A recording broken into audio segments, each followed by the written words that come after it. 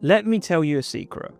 Being a technically great data scientist actually has very little to do with actually landing loads of data science interviews. Sure, you need a good baseline understanding, but learning the latest transformer model is not going to get you more interviews. Job applications are a game, and it's not so much about how good you are, but rather how good you appear to be to the market. What you need to actually master is how to effectively and efficiently communicate all your technical skills in your application. So in this video, I want to go over exactly how you can showcase your skills better to companies so you can start landing more interviews. And stick around for the last point because it's a real game changer. Let's get into it. First things first, your resume must be thoroughly optimized. This is the baseline requirement, but many people still haven't got this nailed down. You'd be surprised. I've reviewed hundreds of resumes, and people with actually great technical backgrounds, great experience, still struggle to convey this in their resume very efficiently. Now, I have a complete video breaking down exactly what a great data science resume looks like. You can check that out here. But in this video, let me just give you the 80-20 of the key things that you really need to do that will really move the needle. So the first thing is make sure there's no spelling mistakes and your grammar is completely correct. The second point is keep it one page. It does not need to be longer. Unless you have something like 10 plus years of relevant experience, your resume should be a page because recruiters only spend 7 seconds looking at it. So make their job easy. The third point is that make sure your font sizes are consistent across sections and across the whole resume. The fourth point is just keep it really simple. Like, don't overcomplicate it. Just use one column, one page. Again, simple is the best approach you can take for a resume. Number 5, avoid words like passionate, hardworking, determined. I mean, it's just a snooze fest. Everyone says this on their resume, and you kind of hope you hire someone who has those abilities, right? So don't list these. I kind of am assuming you are those things if I'm going to hire you for my job. So avoid these buzzwords at all costs. The sixth one is don't list too many technical skills. Like, you don't have to say you know Python, R, C++, Rust, assembly, binary language, Like, if you list too many, I'm a bit skeptical. Just be really clear and list the technologies that you actually know to a decent level, because too many is a red flag. The seventh point is very similar.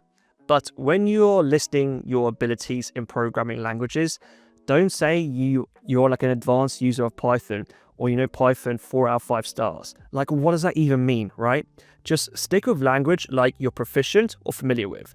So proficient if you feel comfortable in a language that you can answer easy LeetCode problems. And familiar with is languages where you've worked with them in the past, but you're not overly, good at them now, but you can probably ramp up quite quickly. That's a lot safer, and it just sets expectations a lot better to the person reading your resume. The 8th point is that if your university or college grade is very good, so in the UK, if you've got a 2.1 or above, list it. If your grade is not so good, don't bother. Just keep your degree and the qualification, but you don't need to put the grade in.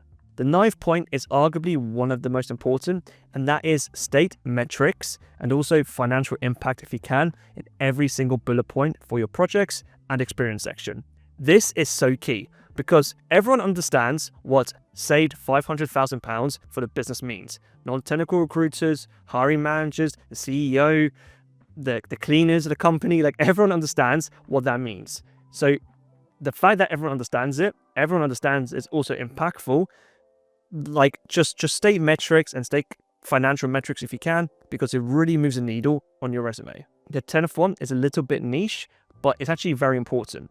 I always recommend having 2 resumes, one in PDF format, which I used generated in LaTeX, and your second one in a Google Doc or Microsoft Word format. The reason we have 2 is that you use the Microsoft Word or the Google Doc one when you're applying through places like LinkedIn, Indeed, or any job site where there's no guarantee that a physical person will actually see your resume.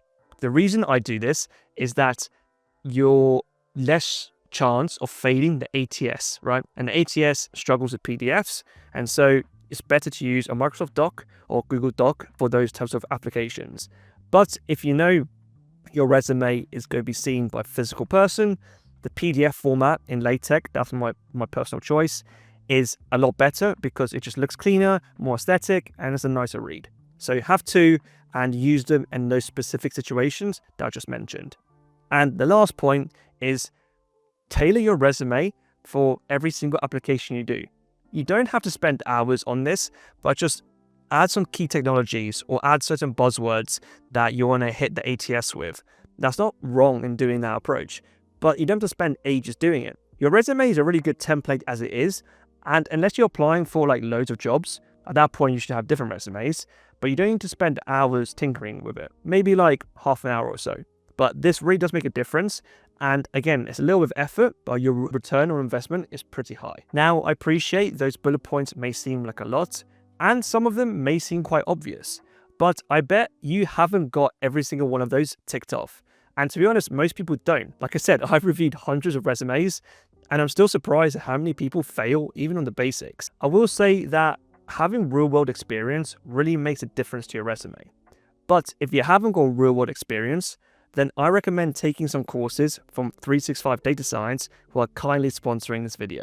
365 Data Science is an online leading education provider and even has the most reviewed course on AI and data science on Trustpilot. I personally recommend their data science and machine learning career tracks. This will teach you all the maths, statistics, machine learning, and even deep learning knowledge you need for a career in those fields. The tracks contain multiple short courses that will teach you all the information through short videos, hands-on tutorials, and exams. So you'll learn through actually doing. Not to mention, you'll get a certificate right at the end that you can showcase on your resume. There is also a dedicated course to helping you improve your resume, prepare your portfolio, and also prepare you for interviews. So you really get it all. Learners from 365 Data Science now work at top companies like Google, Microsoft, Tesla, HSBC, PwC, and many, many more. So you'll be in great hands. If you're interested, I'll leave all of this linked in the description below for you to check out. Resumes are purely outbound, but LinkedIn is both inbound and outbound. Now, if you're unfamiliar of those sales terms, let me explain what I mean by this. You only ever send your resume, i.e. no one can find you from your resume. You have to kind of go searching for people to give your resume to, right? But now think about LinkedIn. You can actually be discovered by companies and recruiters. People can find you on LinkedIn, so you both have inbound and outbound. In fact, apart from my first ever job in data science, all the other roles I've had since, both as a data scientist and machine learning engineer, have actually come from recruiters, hiring managers, and just talent partners reaching out to me via LinkedIn, asking me to apply for the role at their company. Sure, I had to go through the interview process, but I had that initial kind of verification or approval by the recruiter that was good enough for the job. But I would have doubted this would have happened if I didn't keep my LinkedIn optimized and up to date. So it's a very useful tool, and I still feel like people don't really appreciate it enough. I say to most people, and some people get angry at me, but it's true, I am still surprised people treat their Instagram more importantly than LinkedIn, right? Your Instagram, unless you're some sort of famous person or influencer on the website, does literally nothing for you. Whereas your LinkedIn, for the average person, is way more important. It's a way bigger ROI for your whole life, career, whatever it may be, than Instagram. Yeah, people focus way more attention to their photos on Instagram than their LinkedIn portfolio and presence. It's honestly mind-blowing when you think about it. Anyway, that's my rant done. Let me again give you the quick 80-20 of what you should do for your LinkedIn profile in order to attract more recruiters, referrals, just more connections in general, so you can increase your surface area for opportunities to come your way. The first one is networking, and this is an absolute must-have. You must be connecting with at least 10 to 20 people every single week at target companies. No excuses, it's very easy to do, it's literally what LinkedIn is designed to do. The second one is consistency. So make sure everything on your LinkedIn, like age, name, job title, job history, grades, is complete alignment with your resume. If they're different, you'll be surprised, but it is a red flag because It's a bit sloppy if you have two different job titles, different experiences. It's like, which one is correct? Which one's true? Are you lying on one? You don't want that kind of doubt in any recruiter's head when they're looking or trying to hire you for a job. So make sure everything in your resume matches everything in your LinkedIn, no excuses. The third point is try to make it aesthetic. And this, you don't need to overcomplicate. Just make sure you populate everything. Add a profile picture, add a banner, fill out your experience, fill out your bio, add some links to anything like portfolio projects or anything like that. Just fill out your profile as much as possible without making it overwhelming. The fourth one is make sure you have a really good headline. Now, by really good, it doesn't mean writing a really long sentence about yourself. The headline should be kind of like the first thing recruiters see. So write that you are a data scientist with a bachelor's in maths, for example. Very clean, very simple, but if a recruiter is looking for a data scientist for a certain job, you will come up immediately and they'll immediately see you are a data scientist. Like, just make it clear and obvious for the job you're going for, but don't make it so long or paragraphs. And also, don't say you're aspiring. You're not aspiring, you are a data scientist, right? For example, I work now as a machine learning engineer. If I got made redundant, touch wood I don't, tomorrow, I am still a machine learning engineer. Just because I'm not employed as a machine learning engineer does not mean I am not one. Same with you. You're a data scientist. You practice data science, you're just not employed yet, and that's completely fine. The fifth one is make sure to utilize the featured section. So in your featured section, add links to GitHub projects, blog posts, just anything relevant that people can click on and learn more about you, and you can showcase your skills. Again, it makes your profile look more populated, and it just makes it look more well-rounded, and that you take your career and the area you want to work in seriously. The sixth one is that make sure you fill out the about section, but keep it very short. Your about section should only really be 3 sentences, and it should summarize who you are, what you specialize in, maybe your degree, and basically the work you have done. Keep it really simple, really high level. Don't write paragraphs. I beg you, don't write paragraphs. 3 sentences max, and maybe a bit about your technical skills if you want to add that in there. The 7th point is kind of in a similar vein, is that for your experience section, also kind of add what you've done at each job, but don't write paragraphs. Kind of 3, 4, 5 bullet points max, which are like 2 sentences individually. Don't need to overcomplicate it. You don't need to write paragraphs, like I said. And the final point is that fill out the skills section on your LinkedIn right at the bottom. This is actually unbelievably powerful. I've seen firsthand how recruiters at companies try and find kind of candidates they want to apply for jobs. They'll literally Google the title, not Google, LinkedIn the title, and they'll see people who hit that. So like they'll search data scientist. They'll then search other keywords about like forecasting, recommendation systems, these kind of like key terms, and they'll see who hits it.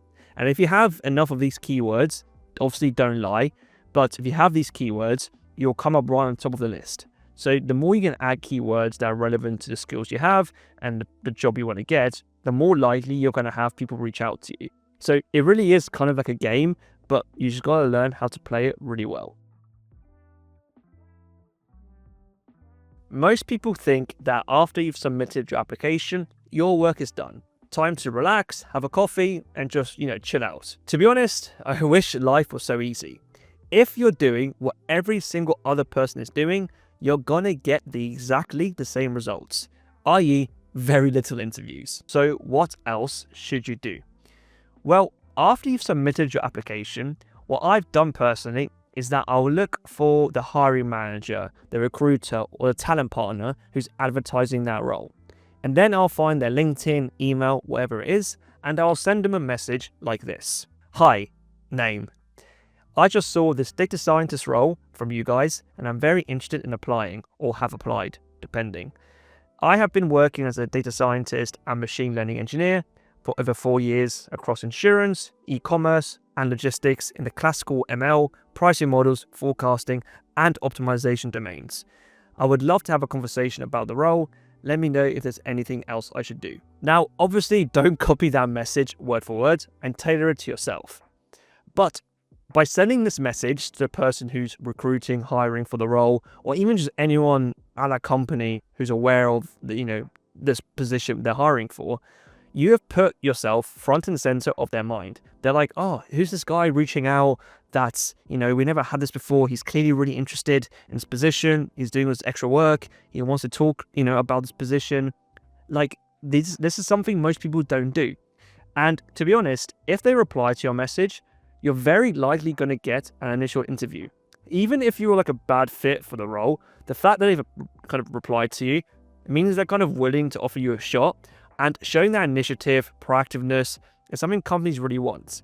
And also notice in our message, I never said like, oh, can I get an interview? I just said like, I applied, I really like the role, I just want to talk about it a bit more, right? You're not putting pressure on them to like recruit you or interview you. And that's kind of what you want to do. You want to come across friendly, a bit relaxed, not overwhelming them to interview you, because that kind of puts recruiters off almost, right? And this is like a strategy that I've employed so many times. And like I said, every time I get a response, I always get an interview. Now, one thing I will say is that they won't always respond, and that's totally okay. The point of this approach is that you're just increasing your chances of landing that initial interview. Because let's say that they look at your profile and they're kind of 50-50, sending this message will actually kind of more likely give you the interview, right? So again, all of this is just slowly increasing your chances, and sending that message takes like 15 minutes max, right? But it's a big ROI on whether you get that initial interview and your foot into the door. I will say though that all of the things I've mentioned in this video don't really matter unless you do have a sufficient application in the first place. And for that, you need to have learned the basics of data science and machine learning, and have also done some really good projects that will really make your application stand out. But what projects are recruiters actually looking for? Well, I answered that exact question in this video here that you can check out. I'll see you there.